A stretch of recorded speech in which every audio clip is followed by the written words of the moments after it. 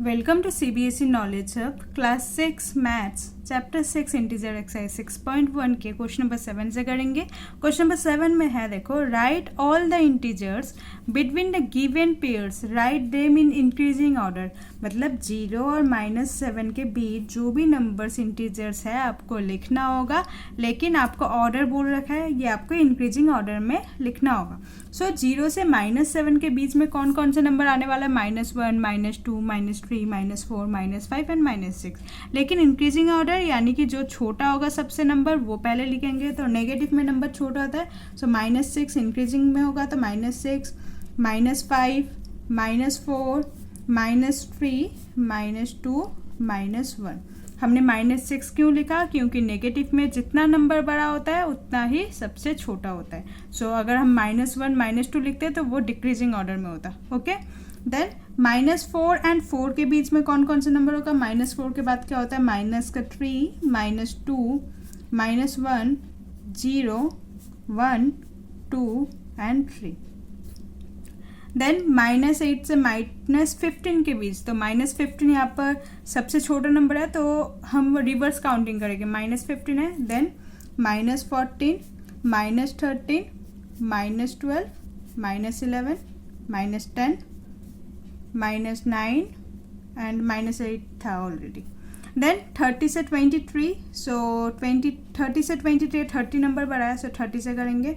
-30 के बाद क्या होता है? आगे पहले क्या होता है? -29, -28, -27, -26, -25, last is -24।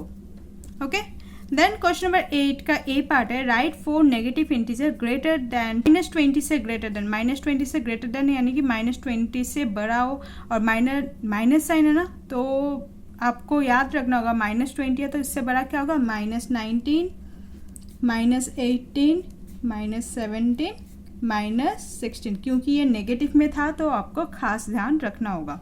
Then B part है, राइट 4 इंटीजर लेस देन -10। -10 से जो 4 इंटीजर लेस देन, मतलब -10 से छोटा नंबर क्या होगा? -11 होगा, -12, -13, -14। ठीक है, नेगेटिव में तो आपको यहाँ भी ध्यान रखना होगा। Okay, question number 9, for the following statement write true as T और false as F. If the statement is false correct the statement. आपको यहाँ पर ट्रू सिंपल स्टेटमेंट दे रखा है, आपको ट्रू या फॉल्स है वो आपको बताना है स्टेटमेंट पढ़ के। उसके बाद अगर उसका आंसर फॉल्स है देन उसे आपको रेक्टिफाई करना है, यानी कि आपको जो करेक्ट आंसर है वो आपको लिखना होगा। सो -8 टू द राइट ऑफ -10, -8, अगर लेट सपोज ये नंबर लाइन है, सो -8 इधर होगा, -10 उधर होगा, तो -8 का -10 के राइट में है। Yes, true. अगर ट्रू है तो रेक्टिफाई करने का कोई ज़रूरत ही नहीं है। Then B part, -100 is to the right of -50 on a number line. -100 का -50 के नंबर लाइन देखो, समहाउ -50 इधर आएगा और -100 इस साइड आएगा। सो यहाँ पर बोल रहा है जो -100 है वो क्या -50 के राइट में है? गलत है ना ये। सो स्टेटमेंट क्या होगा? फॉल्स। रेक्टिफाई करना होगा, यानी कि हमें स्टेटमेंट करेक्ट लिखना होगा। लिखेंगे -100 लाइज टू द लेफ्ट, यहाँ पर राइट लिखा है तो आपको लिखना होगा left of -50 on a number line. Then smallest negative integer is -1। No, -1 is the greatest negative integer, so ये भी फॉल्स होगा, क्योंकि ग्रेटेस्ट माइनस में जितना नंबर बड़ा होगा उतना स्मॉलेस्ट, तो इन्फिनाइट हो सकता है हमारा आंसर। सो हम क्या लिखेंगे? No, -1 is the greatest negative integer.